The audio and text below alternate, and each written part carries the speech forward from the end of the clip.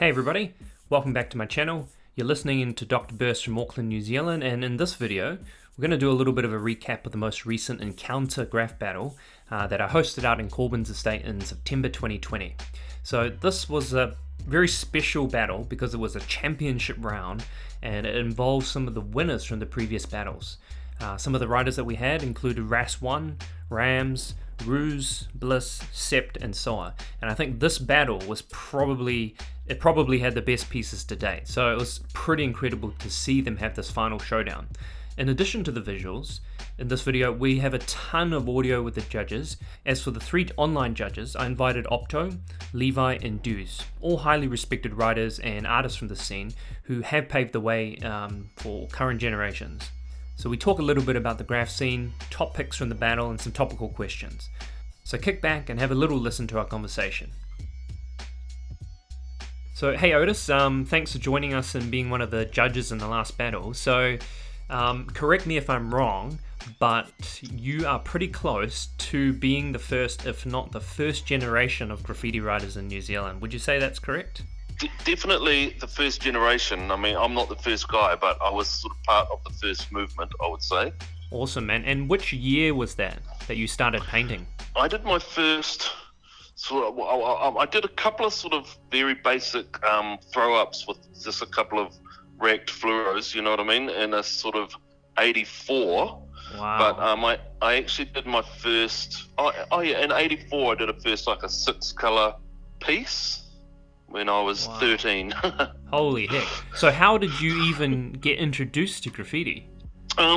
Well, back in the day when we had like Ready to Roll on the TV and stuff like that, there were the odd music videos that were sort of leaking into New Zealand via New York. Blondie's Rapture, I don't know what year that came out, but the big thing for me was my dad took me to see Beat Street at the cinema, and I believe that was 84, and I just watched it with my jaw on my lap the whole time, just thinking, oh my god. So the next school day I just went out and managed to score 5-6 Krylon cans in my school bag from the local gas station. And was it just after watching Beat Street, was it just you that started painting graffiti? Was there like all your mates started doing it, or? At first it was just me, and like my brother used to come out and help. He was like 4 years older than me, and he was sort of into art and sort of, I mean, because there was already a bit of sort of tagging around, you know, there's a couple of bubble letters, and I think Old Fly was doing his sort of invisible letters, drop shadow around, and Smooth had done a few sort of public pieces, so I was sort of aware of it. But as far as, I didn't have a crew at the time, I just went out with my brother. And the thing was, after seeing Beat Street and of course the writer was called Ramo, I was like, I can't climb out of my bedroom window and write Otis because Mum and Dad will know it's me, because I was only 13. I wasn't going to go that far, you know what I mean? Yeah. And so I just sort of sat in my room and tried to think of a name, and it was like, my name starts with O, and I don't know, graffiti is, you know, people would look at it with their eyes, and optics and Opto, and I was just like, it sounds a bit like Ramo, so I guess I'm Opto. So once you kind of started painting, would you say that there was already a kind of graffiti scene happening, or was it still in its kind of infant stages? It was definitely in its infant stages, but I mean, because there was just a massive lack of sort of reference and knowledge to be had. It was sort of like, I think they had subway art at a couple of bookstores in town that would get passed around, but really, there's a crew called Jeff and Rick, Smooth crew, and a couple of other sort of solo dudes that was starting to just advance themselves out of sort of bubble letters and start popping 3Ds and a bit of wild style and stuff. So yeah, it was probably not enough people to call it a movement, but enough people to call it just a sort of shift. So people were starting to actually bomb and not just tag. In what years would you say that the kind of graph scene actually started kind of popping off for you from your kind of perspective? Well, for me, it was like 84 was pretty quiet. I mean, I was never prolific because, again, I was sort of by myself a lot of the time. But sort of 84, 85, 86, I met a few more guys at school. There's this guy who called himself Devious or DVS. His name was Daniel von Sturmer. He was a school friend, and so we'd start bombing together, and that was like 84 85, 86, 87, and then just more pieces were showing up on the train line and stuff like that. So it's sort of, probably by 87, there was shit going on, you know? Yeah. And how do you how do you think the graph scene has kind of developed over time since you first started? It's a big question, but I mean, it's like, you know, anything that doesn't die evolves, right? That's the kind of most basic fundamentals, and anything that evolves gets better, you know, theoretically, unless it evolves into, you know, mumble rap or something, which is just a heartbreak. But it's sort of like, so, you know, the paint got better, the cans got better, the caps got better, the kids got better, the competition got better. I mean, graffiti art, like worldwide, is just, it's sort of, it's had its ebb and flows historically, but it's never sort of turned to shit. It's just sort of seems to have gotten more and more amazing. Like, I look at stuff that, you know, you do and Charles does, and, you know, the guys around now, the young guys, I mean, honestly, I've got no idea how they even fucking do it. You know what I mean? I'm completely, I'm like, I can hardly believe that they're doing that with cans. You know, I'm like one of those old guys saying, I can't believe he did it with a spray can. But strangely enough, and, you know, fortunate to have to do so, but like sort of 20 years ago, me and DLT and Dan Tippett did some sort of graffiti, sort of, you know, the Wall of Fame in New Lynn and stuff, and that's when people like Charles, for example, you know, Fats, is, you know, and even Askew to some extent, but he was sort of well on the way by then, but just a bunch of young kids that weren't really, they were just sort of on the brink of either not doing anything or doing something great. So we were there to just sort of, you know, I would say that I was kind of a teacher, but not less of a teacher and more of an encourager. You know what I mean? It's like, this is a fat cat, you can do this, because it would be folly for me to say that I really taught Charles very much, except for the fact there were a lot of kids in this workshop that were, they were labelled the at-risk youth in South and West Auckland. You know what I mean? And it was like, these were kids that have been busted for tagging and wagging school and general sort of disruptive behaviour to antisocial behaviour or whatever they called it. Yeah. And it was like, they were kind of on, they were the dregs of society. No one was really paying them much attention or doing anything good for them. So we didn't have to do much to show them, you know, a bit of love, just to sort of get them, you know, just to show them some respect and give them a bit of a leg up, and then they sort of took it from there. It didn't work on all of them. Some of them were like, fuck you, we're not interested. Shifting our attention a little bit to the most recent battle that you judged. There were obviously 6 people painting in this battle. All of them are kind of new school people. You know, what were some of the things that you were looking for in each of these pieces, like stylistically? Well, it's interesting because, like, some of the pieces were kind of hark back to a sort of a simpler old school style, which I quite like. But I mean, that, you know, the Rams piece, just, you know, there's an example of just blowing my mind. It's like, what the hell did he even do there? You know what I mean? Even looking at the photo and studying it, I can still barely understand how he did it. And I know how to use a spray can, you know what I mean? It's like, I was just looking for, to be honest, just looking for cool shit. It's like, I've judged lots of art competitions and stuff in the past, and it's like, how do you judge it? It's like, well, I just look at it and see which one I like the best. I don't really have a criteria. I'm just like looking for cool shit. Obviously, your selection and the winning piece was the Rams piece. What did that piece have that the other ones potentially were missing?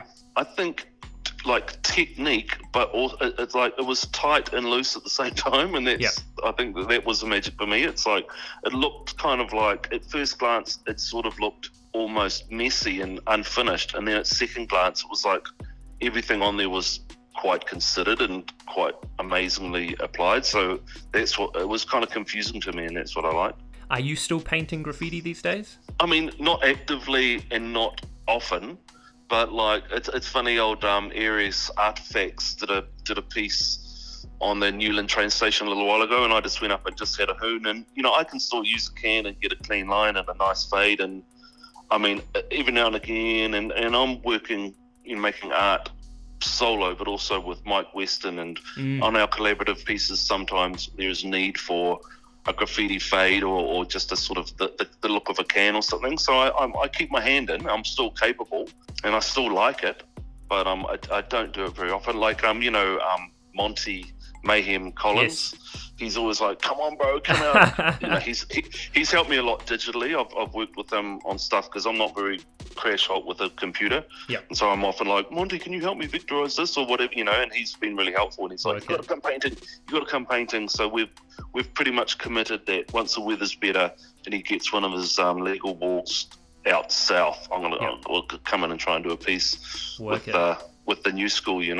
I know that you also obviously have your kind of studio practice and you've been doing the Western Frizzell, all that studio work. Has that always been something that you've been doing alongside the graph, or was it something that you transitioned to after graffiti? Well, it's just, again, it's an evolution of graffiti, like my gallery work. Like Mike used to have a gallery and he did a group show, and it was like me and Aaron B and Askew and a bunch of old school heads and Quink and these two from back in the day, and I did the Geisha Girl characters. And yes, I remember seeing those. You uploaded them.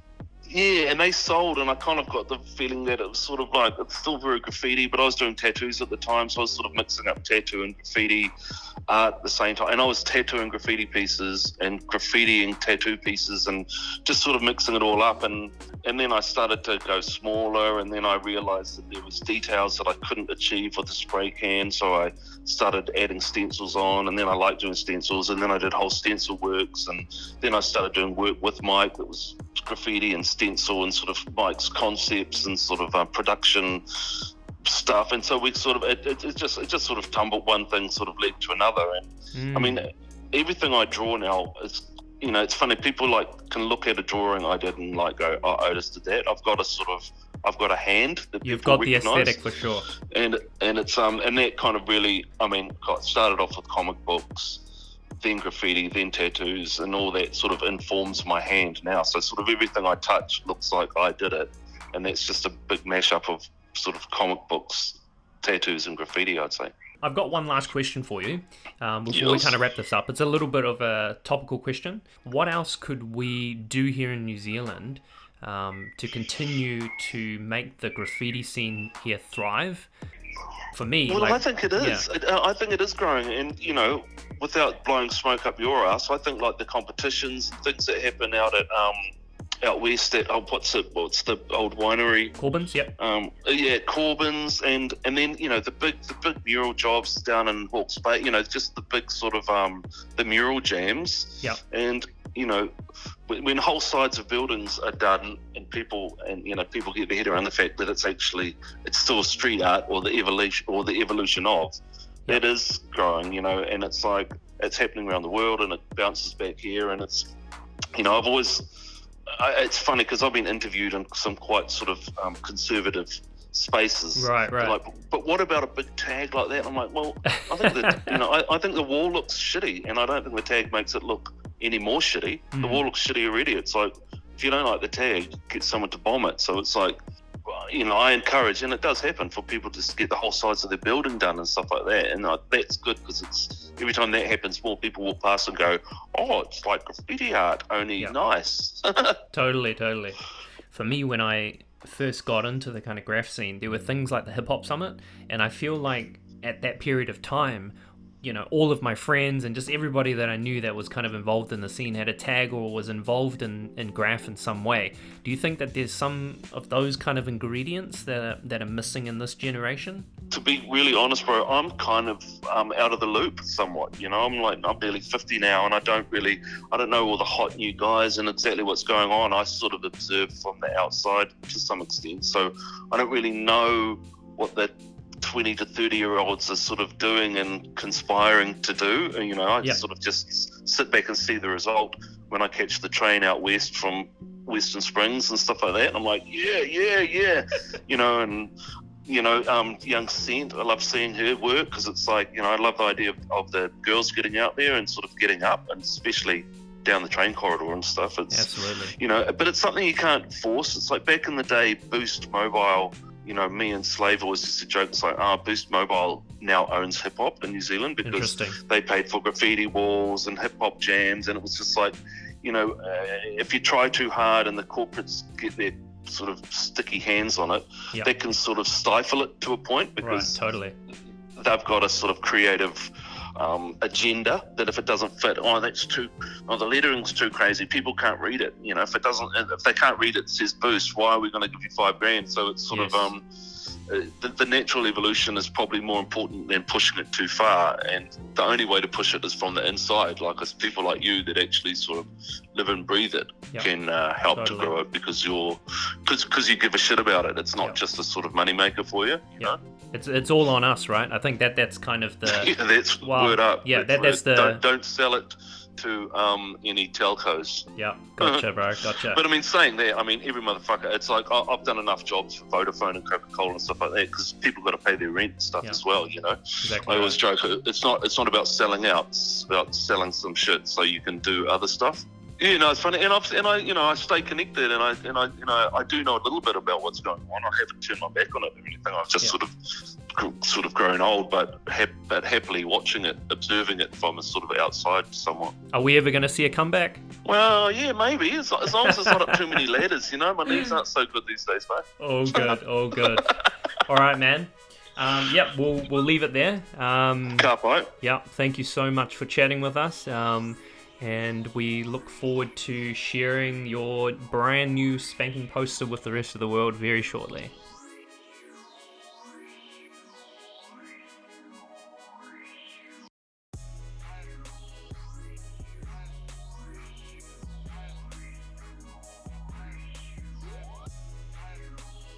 Hey Levi, thanks for being one of the judges for the championship round. So let's kind of get straight into it. So for the people that haven't watched your real-time web series episode before, when did you start painting again? I started painting back in about 94. I did my first tags, and then it's just been it just got bigger and bigger, So from 94, what was the kind of graph scene like then?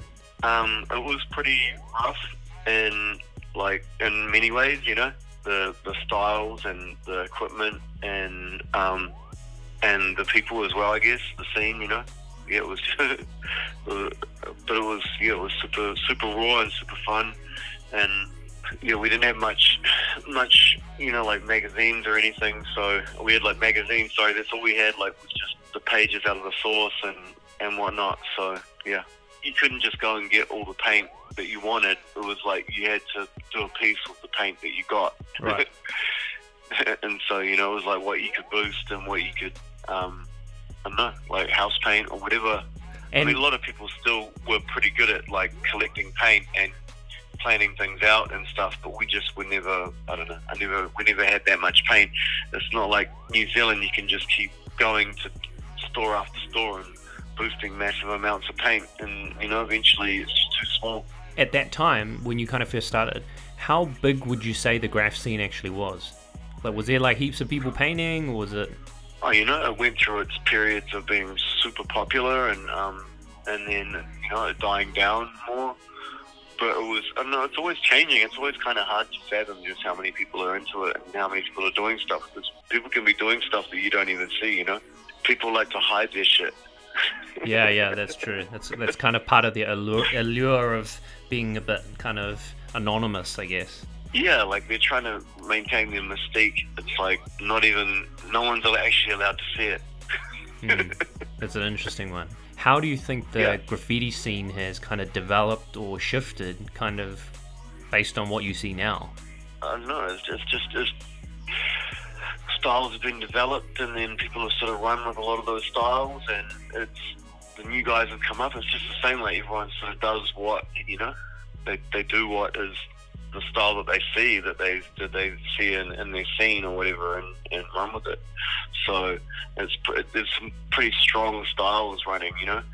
Would you say that the current scene that of kind of graffiti that's out there at the moment, it's kind of progressed more? Or has it, compared to your generation, how do you think this current scene kind of stacks up?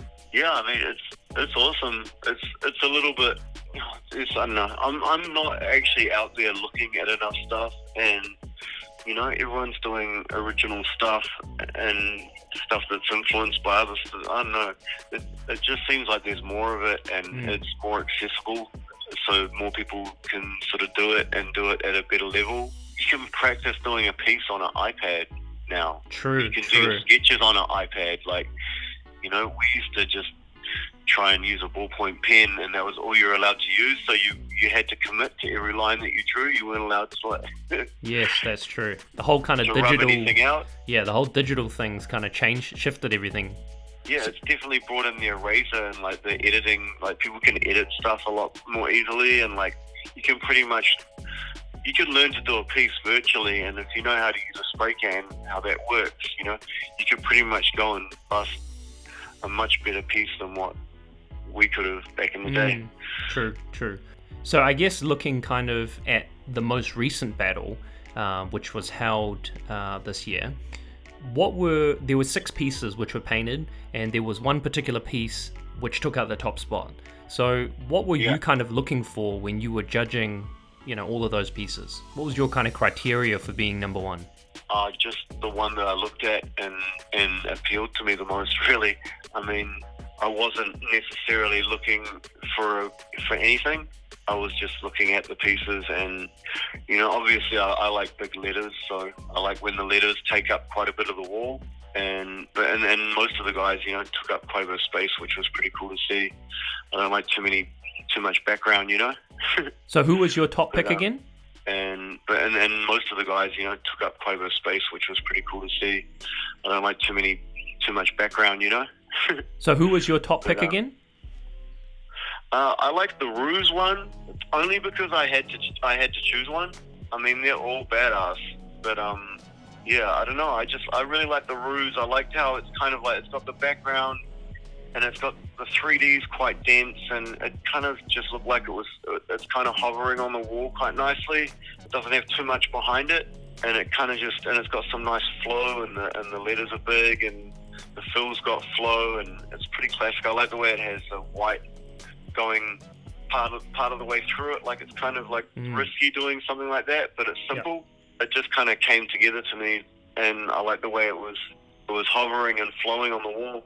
And what do you think are the qualities that Rews piece had that perhaps the other pieces didn't? What is I guess I'm trying to just figure out what are the things that separated that Rews piece from everything else. I like the letters too, and I like the way, like, I had a dog called Remington, so I used to be like, Rems all the time. Right. And I just was, I don't know, I just really like that. Some of the other ones just had a lot more going on, and there was like a lot of different fills, and all the fills went in all different directions, and a lot of the characters, like, I'm not really big on characters, but I kind of like this character because it was just super simple. Yeah. And nice and graphic. It didn't really remind me of anything else too much. And then, like, the Rams has just got that real distinct, like, New Zealand, like your guys' style, you know. Like Askew and Deus kind of mixed together, and when I look at it, I see that, and it's wild, you know. It's totally it's full on, you know. It's got that sort of classic top to bottom fade, which is dope. But yeah, it's badass. So it's total fire. In your kind of generation of painting, were there ever many graph battles that were actually happening? No, it was just more like someone would accidentally tag over part of your tag, or someone would talk shit about your style or something, and it's Auckland, so it'd get around and just, I don't know, people would just, for whatever reason, would start going over each other, and then there were like older guys who kind of started a lot of shit with the younger guys, and it was like that whole sort of grommet mentality, like, of, you know, like, it's in surfing, it's in skateboarding, it was in graffiti, you know, and dudes would just go over you to make you pay your dues. It was pretty fun. Do you think that these graffiti battles that I kind of host are beneficial or like useful for the scene? Yeah, I mean, definitely. If it's like, I go to skateboard races, you know, which are all organized, and, you know, rather than you're just boosting down some hill, you know. So it's just another part of, like, the sport of graffiti, or, you know, the and which is dope. It's dope for people to, at least they battle and they're not like, well, I don't actually know because I haven't seen them, so I don't know if they're beefing hard. Yeah. But I would assume that they're just it's a super friend cool with each other. And it's a just, friendly like, battle. just, like, yeah. Like, it's not like American politics or something, or you know, the UFC or some shit. Yeah. Since starting painting in 1994, are you still painting much graph these days? Not really. I mean, I painted a wall at the Bradley Lane mural street art thing in Glen Innes the other week, and that was the first time I painted a wall in ages, but it was super fun. And I don't know, it got me pretty hyped just to be, I don't know, painting again, and and that's probably a good segue actually to the topical question that I have for you, which is more about there's been a big, I feel like there's been a big shift for a lot of writers which have been in the kind of graph game for a long time, but then they've found themselves transitioning more into this kind of definition of post-graffiti or urban contemporary art, studio art or gallery art. And I know that you specifically have paved your own way, in this space, particularly with creating concrete sculptures. Could you tell us a little bit about why you've kind of gone into that space and how you made that transition? I was just painting graffiti and I just didn't have enough money. I didn't have enough paint. I started using house paint, and then that just kind of led to approaching walls differently. And then, I don't know, and then it was just, I was putting a lot of work in and stuff was just getting taken out so quickly. And so I just started like, okay, I'm just going to start painting it on these boards and stuff, and so that I can take as much time as I want. And at the end of it, I've actually got something. I'm not just pissing it away into oblivion, which is also, that's pretty cool. It's a cool thing to do, and you get some cool photos. But yeah, so I just was doing that, and then just kept working on that, and found that there was a lot to learn about paint and layering it up and to get a good look, and then I don't know, but it was still kind of my graffiti letters, and I just like the shapes and the abstraction and the formulas for abstraction, so I just kept developing it and breaking like a full piece, abstracting it, and then breaking it down into each letter being my name as well, and like just being squares. And so my paintings kind of went to squares, and then I don't know, I was landscaping, so I always wanted to make stuff out of concrete because I'm a skateboarder, and I just made my first cube and put my name on it, around it. So it's just kind of developed. I mean, that's just part of the story, but yeah, that's kind of the basis of it, and I'm making stuff that is not going to get buffed or destroyed straight away. Like, someone's going to have to go around with like a sledgehammer or something to take out my stuff now. Yeah, like someone would have to have some hard out beef with you to go and start trying to jackhammer all your concrete. That's the next level of beef. Yeah, and I don't know, and it's like, and if you start getting into like now, like starting to move into the commercial side of it, it's super cool to be, and like if I can pretty much put my name up in concrete and it's going to last for ages. It's like, I know my uncle told me when I was about 18, he said, you can bang your head against the wall and yell and scream or whatever. He said, but you gotta get inside the walls and change things from the inside. And so I sort of thought of that, and sort of like, I guess graffiti, it's like you're painting all these walls illegally, and it's like you're fighting. Then you're like, I know, you feel like you're a freedom fighter, but it just often feels like you're not getting anywhere. So, but if you can get inside that and become the wall, then then you got some strength and some longevity. Last question: when you actually do all of these sculptural works, and you put them into, say, Sylvia Park, which is where we've seen it, and you've got it in, you've created this kind of totem pole like sculpture recently.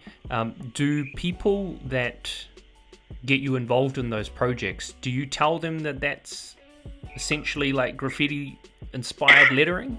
Pretty much. I'm pretty open about it. I mean, I usually tell them and they still can't see it. So and they don't care. They just like the shapes and the style of it, I guess, and the shadows and I don't know, the concreteness of it. I mean, like the tiles at Sylvia Park, you know, like the letters spell out love, but I mean, I don't know, it kind of says my name too. Yeah.